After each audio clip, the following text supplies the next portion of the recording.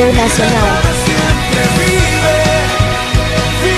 presenta Doctrina Bíblica.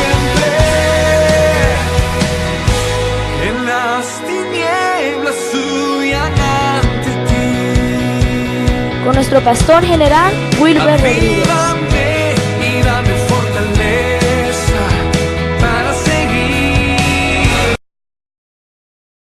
Están viendo a través de las redes sociales, los que oirán a través de la radio, bendíceles. Levanta al caído, fortalece al débil, restaura aquellas familias que ahora se han quedado, Señor, sin servirte, y convierte al perdido, aquellos amigos que están en medio nuestro.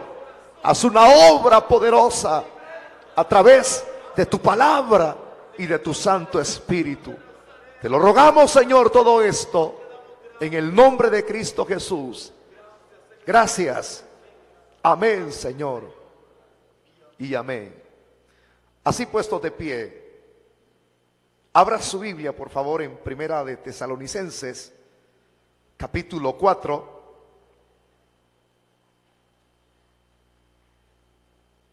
Primera de Tesalonicenses, capítulo 4, versículos del 13 al 18. Vamos a leer. Esta es la segunda parte del tema, las 7 resurrecciones. Cuando usted lo tenga, me responde por favor con un amén fuerte. Versículos del 13 al 18. Dice la Escritura, de la manera como vamos a leerla en esta noche: tampoco queremos, hermanos, que ignoréis acerca de los que duermen, para que no os entristezcáis como los otros que no tienen esperanza. Porque si creemos que Jesús murió y resucitó, así también traerá Dios con Jesús a los que durmieron en él. Por lo cual os decimos esto en palabra del Señor, que nosotros que vivimos, que habremos quedado hasta la venida del Señor, no precederemos a los que durmieron, porque el Señor mismo, con voz de mando, con voz de arcángel y con trompeta de Dios, descenderá del cielo, y los muertos en Cristo resucitarán primero. Luego nosotros, los que vivimos, los que hayamos quedado, seremos arrebatados juntamente con ellos en las nubes para recibir al Señor en el aire, y así estaremos siempre con el Señor.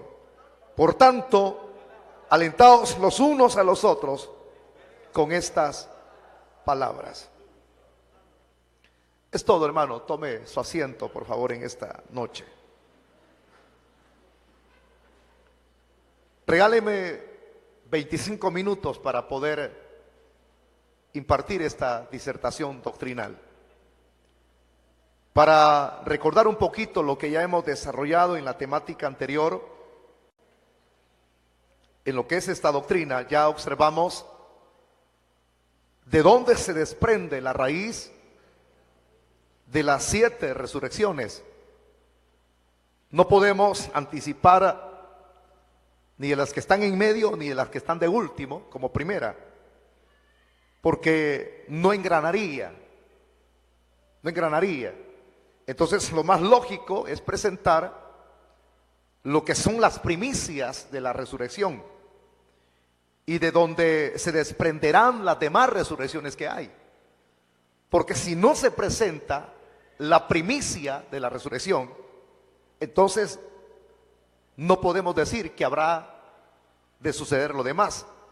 Se tiene que desprender de lo primero. Entonces, de eso primero que estoy mencionando, iniciamos la temática anterior, doctrinal, hablando acerca de la primera resurrección, que fue la de nuestro Señor Jesucristo, que es las primicias de la resurrección. Si Cristo resucitó, entonces se van a poder efectuar todas las demás resurrecciones. Si Cristo no hubiese resucitado, entonces no se pudiese experimentar todas las otras resurrecciones de las cuales vamos a enseñar o estamos enseñando una tras una a través de estas temáticas. Entonces iniciamos con la primera resurrección, que es la de Cristo, la primicia de los que resucitaron. Y de allí, hermano, pasamos a la segunda resurrección, que es la resurrección de los santos en Jerusalén. Ahí nos quedábamos la semana anterior, pero hoy vamos a continuar con la tercera resurrección, y es la resurrección de los santos de la iglesia. Es decir, los que somos la novia del Cordero. Si usted es la novia del Cordero, levánteme su mano, por favor, diga: yo soy la novia del Cordero. Todos aquellos que somos parte de la novia del Cordero, la iglesia, un día vamos a resucitar. A esa resurrección se llama la tercera resurrección. Ahora, la pregunta sería: ¿cuándo se va a dar esta resurrección de los que pertenecen a la novia del Cordero? Es decir, los que pertenecen a la iglesia. Porque una cosa es hablar de Israel, el pueblo de Dios en el Antiguo Testamento.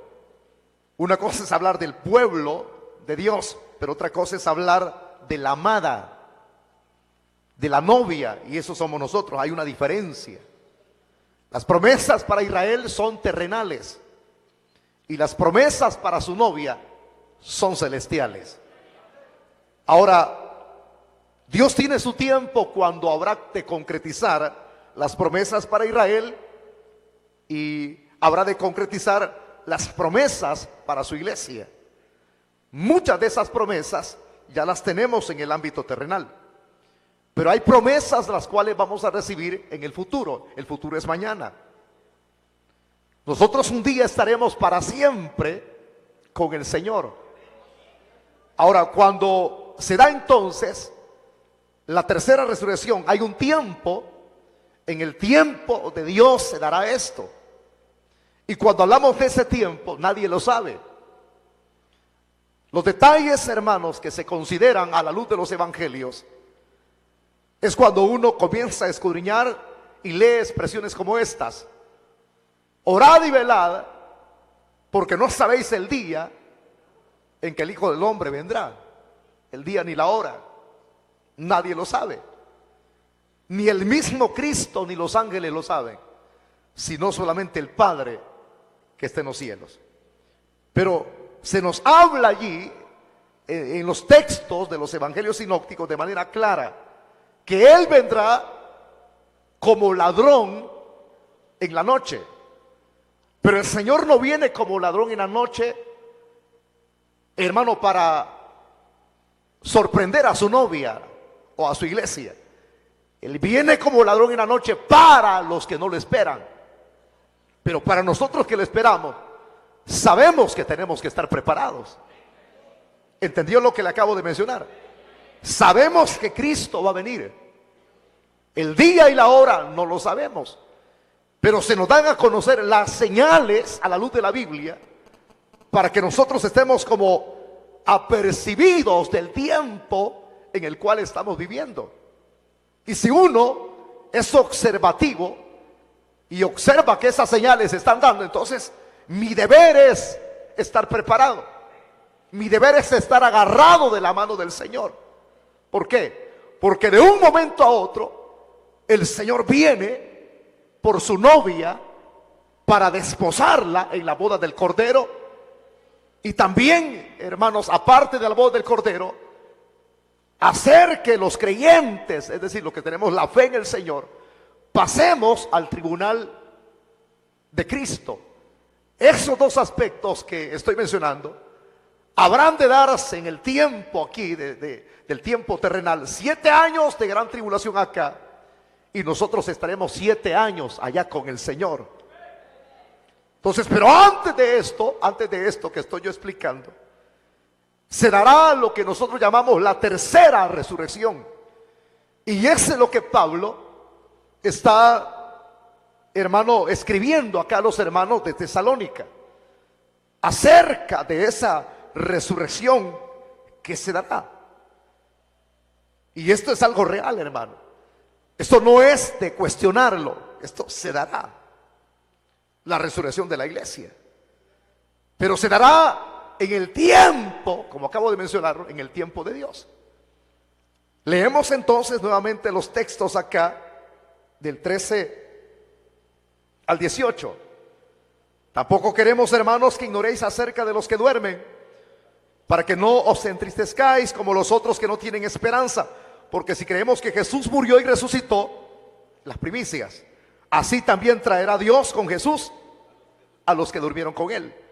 Por lo cual os decimos esto en palabra del Señor, que nosotros que vivimos, que habremos quedado hasta la venida del Señor, no precederemos a los que durmieron. Y esto es muy espectacular lo que dice el verso 16, porque el Señor mismo con voz de mando, con voz de arcángel y con trompeta de Dios, descenderá del cielo. Y dice aquí, hablando de la tercera resurrección, y los muertos en Cristo resucitarán primero. Gloria a Dios. O sea, esto se dará, la tercera resurrección, cuando el Señor venga a traer a su iglesia. Ese es el tiempo. Y ahí se comenta, es decir, se dará en lo que nosotros llamamos en el griego la palabra arpazo, que es arrebatar, arrebatamiento de la iglesia. Esa es la expresión correcta, arpazo, el arrebatar, para trasladarnos en los aires, donde el Señor se queda suspendido. Pero antes de partir se dará una señal. Y esa señal, según lo que dice la Biblia, porque el Señor mismo con voz de mando, con voz de arcángel y con trompeta de Dios descenderá del cielo. Es decir, que sonará una trompeta en los aires. Y esa será la señal. Los únicos que la oirán son los que hayan sido comprados y lavados con la sangre del Cordero que quita el pecado del mundo. Pero lo que será aquí marca una diferencia. Dice que cuando esto suceda, los muertos en Cristo resucitan primero. Resucitan. A eso se le llama la tercera resurrección. Pero oiga esto, hermano.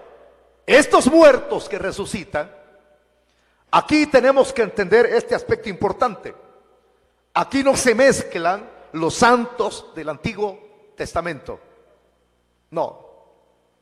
Usted va a oír enseñanzas doctrinales como estas, en donde hay algunos personajes que enseñan o escriben, dicen que la resurrección de los que son parte de la iglesia, ahí mismo se va a mezclar la resurrección de los santos del antiguo tiempo. Pero así, de manera cortante, yo le digo, no es así. No es así. Aquí es solamente la resurrección de los que son parte de la novia del Cordero. Son ellos. Pero aquí se mezcla otra cosa también. Y es que los que han muerto van a resucitar. Pero los que estemos con vida, según la Biblia, dice el verso 17, luego nosotros los que vivimos, los que hayamos quedado, alégrese, seremos arrebatados juntamente con ellos en las nubes para recibir al Señor en el aire, y así estaremos siempre con el Señor. Qué lindo es esto. Y por eso dice las palabras finales del verso 18: por tanto, alentaos unos a los otros con estas palabras. Ese es el aliento que tenemos que darnos. Maranata, Cristo viene pronto. Pero más que decir Maranata, hay que decirle al hermano que está a la par suya y a otros: hermano, esto es realidad. Porque el que lo dijo lo cumplirá al pie de la letra, y así será. Entonces a esto se le llama la tercera resurrección. Se levantarán los muertos en Cristo. Si alguien se nos adelanta en esta semana de ustedes, por la cara que les veo, Entonces puede ser usted, puede ser yo, cualquiera. Pero la esperanza nuestra es, el anhelo nuestro es que el Señor nos arrebate. Pero si no sucediera eso todavía, eso no es indicativo que no va a suceder.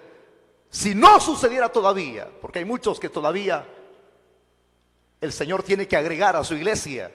A menos aquí pueden haber varios hoy. Pueden haber amigos, pueden haber personas que se descuidaron del evangelio, se tropezaron o Satanás les echó zancadilla y los entrampó y se fueron al mundo. Puede ser que hayan muchos aquí, muchos allá afuera todavía, y Dios va a agregarlos. Entonces, probablemente algunos se puede adelantar esta semana, la otra semana, el otro mes, pero la esperanza es esta, que si nos adelantamos, vamos a resucitar primero, el día del trompetazo, hermano. Usted no se va a quedar en la tumba. ¿Por qué? Porque la esperanza nuestra es que de donde se desprenden las resurrecciones es del mismísimo Hijo de Dios. Si Cristo no hubiese resucitado, entonces nosotros hubiésemos sido, como dice Pablo cuando escribe a los Corintios, dignos de conmiseración, dignos de lástima.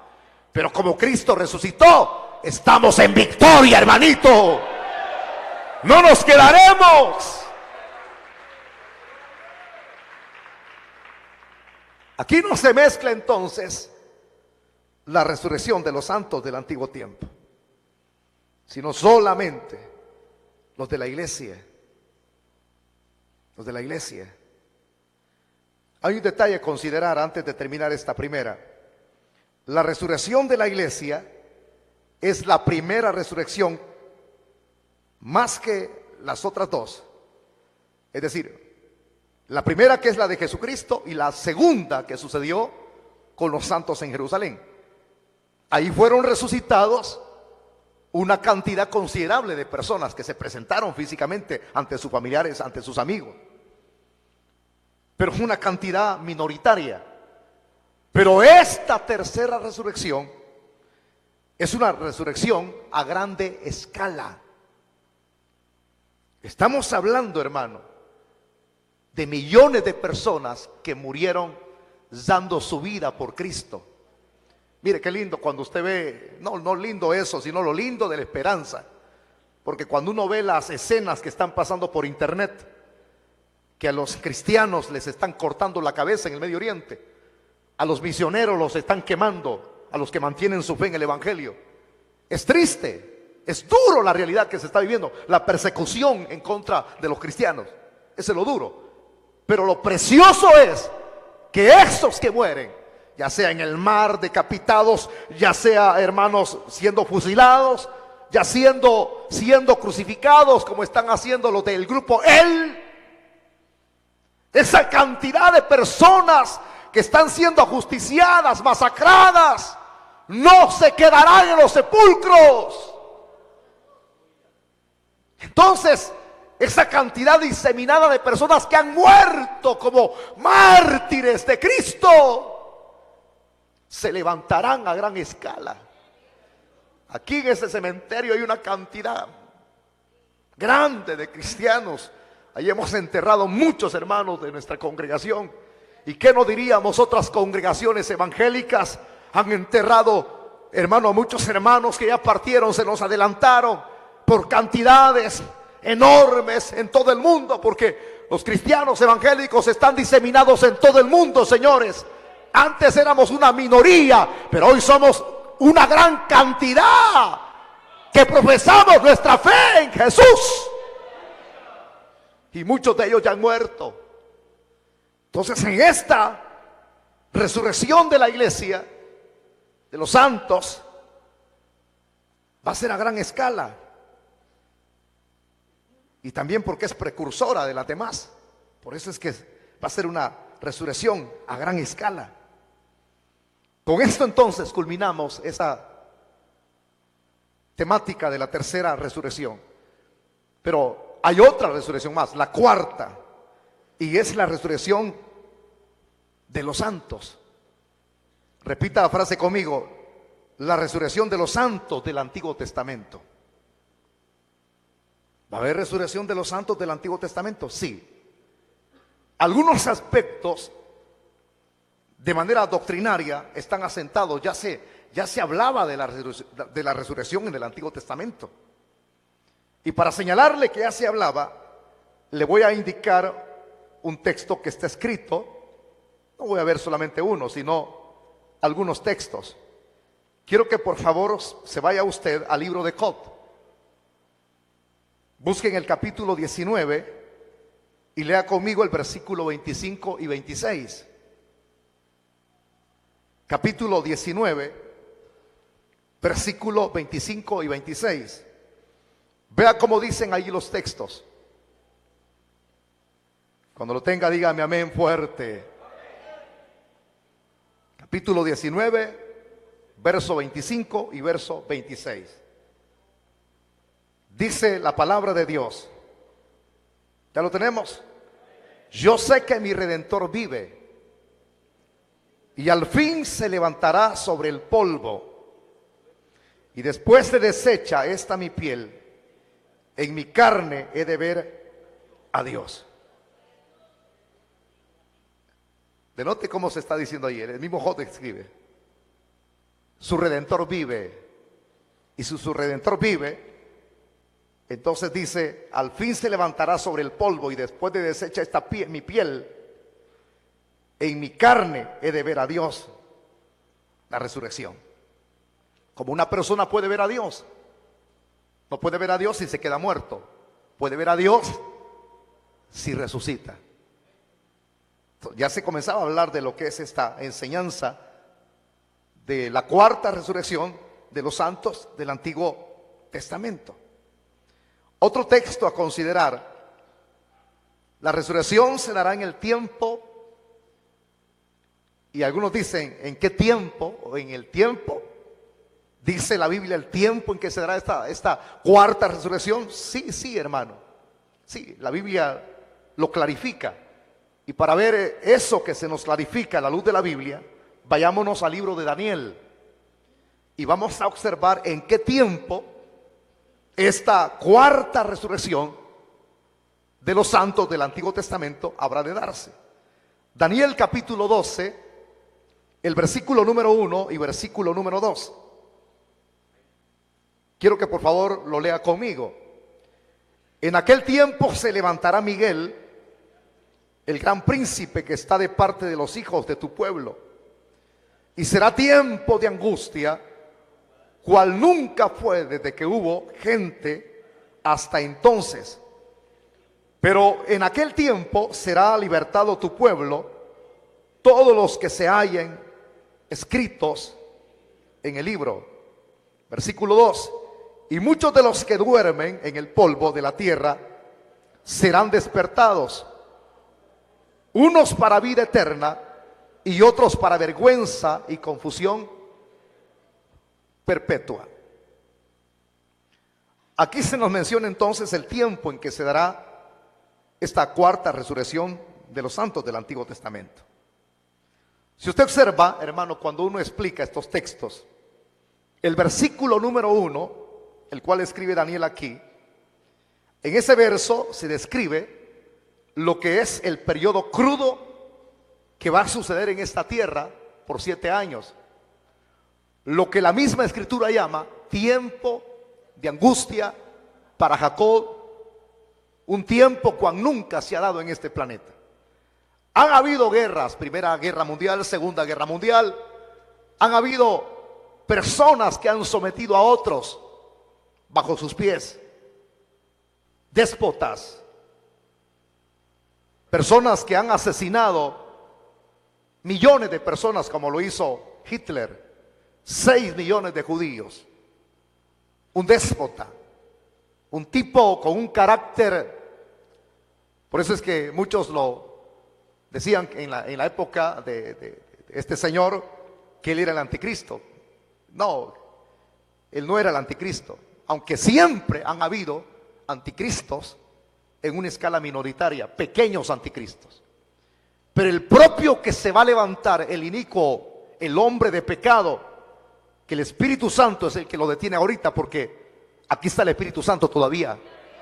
el Paracleto lo detiene para que él no salga a desenvolverse en su rol, porque todavía está la iglesia, la cual el Espíritu Santo está ataviando, está preparando. Alegres, hermanito. Entonces, este tipo no es un pequeño anticristo. Él es el propio engendro de Satanás, el hombre de pecado. Entonces, cuando él aparezca, entonces es cuando se da inicio lo que se llama el periodo de la gran tribulación. Él toma el control.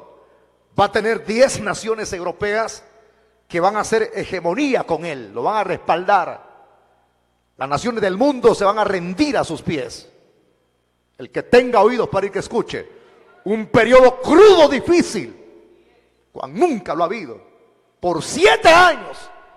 Y esos 7 años se dividen en 2 aspectos: 3 años y medio de paz aparente y 3 años de persecución.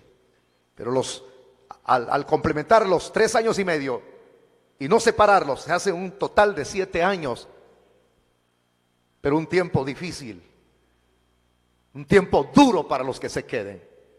Entonces, en ese tiempo duro es lo que Daniel relata aquí en el verso 1.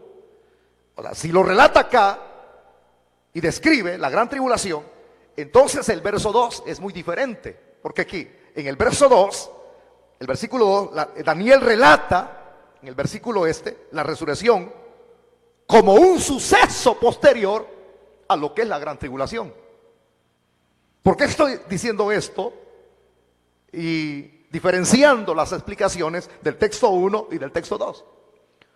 Porque, hermano, si Daniel aquí dice que la resurrección es como un suceso posterior, significa entonces que cuando culminen los 7 años de gran tribulación, todos sabemos a la luz de las doctrinas que hemos enseñado, hemos recibido aquí, que al terminar los 7 años de gran tribulación, Cristo regresa a este planeta. Cristo regresa. Hay una diferencia de la tercera resurrección, una diferencia, un margen que se marca de la tercera resurrección a la cuarta. Es decir, la tercera es la resurrección de los que somos parte de la iglesia. Entonces, ese margen son de 7 años. A los 7 años, cuando Cristo vuelva, a eso se le llama la venida gloriosa de Cristo, y la expresión que se utiliza en el griego es la parusia. Parusia es su venida gloriosa. Entonces, la venida gloriosa de Cristo va a ser para poder venir a inaugurar el reino milenial a esta tierra. Muy diferente, hay una diferencia. En Arpazo, Él queda suspendido en las nubes, en los aires. Ahí salimos al encuentro con Él, aleluya. Pero en la segunda venida, en la parusia, Él no queda suspendido en las nubes, en los aires. Él viene, y por eso es que dice la Biblia que todo ojo le verá. En Arpazo no, los únicos que le van a ver son aquellos que seamos transformados, hermanos. Son los únicos. Pero en la parusia todo ojo le verá. Los cielos se abrirán. 7 años cumpliditos. Entonces, ya cuando Él venga a establecer su reino milenial, es ahí donde se da esta cuarta resurrección, la de los santos del Antiguo Testamento. ¿Por qué se da en los 7 años completitos, al finalizar de los 7 años? En la propia entrada del Señor, cuando Él resucite, cuando Él, venga a establecer el reino milenial. En ese mismo instante, los muertos del Antiguo Testamento resucitan. ¿Para qué, dirá usted? Para que entren al reino milenial. Yo le dije hace unos minutos atrás que hay promesas para Israel que son terrenales, y las promesas espirituales son para nosotros. Entonces, esta resurrección se va a dar. Sí. Dice que también el profeta Isaías habla de esta resurrección, porque habla de la resurrección. Abra su Biblia, por favor. Capítulo 26 de Isaías, es el último texto que toco. Lea conmigo el versículo 19 del capítulo 26 al 21. Dice así, de la manera siguiente, el verso 19. Tus muertos vivirán, sus cadáveres resucitarán. Despertad y cantad, moradores del polvo, porque tu rocío es cual rocío de hortalizas, y la tierra dará sus muertos. Anda, pueblo mío, entra en tus aposentos, cierra tras ti tus puertas, escóndete un poquito por un momento, en tanto que pasa la indignación. Porque he aquí que Jehová sale de su lugar para castigar al morador de la tierra por su maldad contra él, y la tierra descubrirá la sangre derramada sobre ella, y no encubrirá ya más a sus muertos. ¿Cómo un muerto puede cantar? Para que un muerto cante tiene que tener vida. Y si alguien va a cantar es porque está resucitado. Y eso es lo que debe entender aquí el verso 19. Tus muertos vivirán, sus cadáveres resucitarán. Despertad y cantad, moradores del polvo. Qué lindo eso, que se corrobora una vez más la resurrección de los santos del Antiguo Testamento. No se le olvide ese margen. No se le olvide ese margen. Los muertos en Cristo, los pertenecientes a la iglesia, la novia del Cordero, resucitan al paso para estar con el Señor en la voz del Cordero y en el tribunal de Cristo. A los 7 años cumpliditos, el Señor viene a establecer su reino milenial. Y allí venimos nosotros detrás. Allí venimos nosotros, hermanitos. Y es cuando resucitan los santos del Antiguo Testamento. No se puede mezclar en una sola resurrección lo que yo estoy explicando. Si alguien lo hace, no sé por qué lo hace, ¿verdad? Pero no va a ser así. La tercera y la cuarta están separadas, y eso es lo que uno tiene que respetar a la luz de lo que uno observa en este estudio. Esperanza es para nosotros, y por eso es que tenemos que alegrarnos. En lugar de estar entristecidos cuando venga la mala noticia, en lugar de ir a llorar a los velorios y quizás, hermanos, a los entierros, llore por el que no tiene a Cristo. Siéntase triste por el que ha retrocedido y muere sin el Señor. Pero cuando usted vaya a enterrar a un familiar que ha estado cimentado en la roca inconmovible de los siglos, o cuando usted parta y ya sienta que le está llegando el momento, como veo algunos, entonces alégrense, porque no nos quedaremos para siempre en el sepulcro, sino que nos levantaremos, porque nuestro Redentor vive. ¿Cuánto dan gloria a Dios? Levante su mano y diga conmigo: yo voy. Claro, si partimos antes, pero si estamos en vida, y es el arrebatamiento de la iglesia, en cuerpo, alma y espíritu, nos vamos con el Señor. Pero si nos adelantamos, entonces diga: si me adelanto, diga: creo. Abra la boca: creo que yo voy. ¿A qué? A resucitar entre los muertos, porque Él me llamará desde las nubes. Alentados los unos a los otros con estas palabras. Tu madre que partió a la presencia del Señor, tu mamá que se adelantó, una viejita buscadora de Dios, se levantará. Tu hijo que murió en Cristo se levantará. El pastor Jorge que se nos adelantó el año pasado se levantará. La hermana Cristina que se nos adelantó hace varios años atrás se levantará. Y todos los que aquí estaban sentados adelante, el hermanito que vendía paletas, se nos adelantó, pero se levantará. Y todos aquellos que murieron con las botas puestas se levantarán. Así es que séquese la lágrima, porque no somos tabla, no somos concreto, para no llorar por una persona que murió en Cristo. Pero tenga esa esperanza. Y cada vez que vaya a un entierro de un cristiano, diga: no lloren, hermano, él se va a levantar. Pero el cuerpo se va a volver corruptible, se va a un estado de putrefacción. Usted diga, aunque el cuerpo se deshaga, aunque esa carne se deshaga, Dios la volverá a formar. Y esa es la esperanza nuestra. Qué lindo es mantener la fe en Cristo. Vale la pena llegar hasta el final. Pero qué terrible de aquellos, ¿verdad? Y eso es lo que vamos a observar la otra semana, de las otras 3 resurrecciones que nos quedan por delante. Y al complementarlas todas, entonces vamos a decir al final, solo 2 resurrecciones hay, según la Biblia. Una para vida y una para muerte. El que siembra en el Espíritu segará vida. El que siembra para la carne segará corrupción. Vamos a orar, cierre sus ojitos. Vamos a darle gracias a nuestro Padre Celestial. Así con nuestros ojos cerrados, yo quiero hacer 2 invitaciones en esta noche. ¿Cómo está su vida usted? ¿Cómo está su vida? ¿Estás agarrado de la mano de Dios? ¿O eres alguien que camina separado?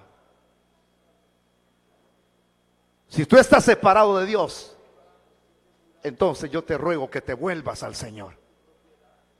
Hoy es una noche especial para poder hacerse un autoexamen. Y cuando uno se lo haga, usted puede decir que esté diciendo: yo estoy perdido. Puede ser que alguien diga: yo no ando bien. Entonces, ahora que ha oído la palabra, esta enseñanza doctrinal, lo que tiene que hacer es arreglar cuentas con Dios. Isaías dice: venid luego y estemos a cuentas. Si hubiera alguien en esta noche que necesite entregarle su vida a Cristo por primera vez, póngase de pie. Ahí donde usted está, póngase de pie. Si hubiera alguien que necesite rendirle, usted que es amigo, En las tinieblas huyan ante ti. Ministerios Asociados, la palabra que cambia, internacional, presentó la poderosa palabra de salvación. Él venció la muerte y vive para siempre. Dios no está muerto, Él vivo está.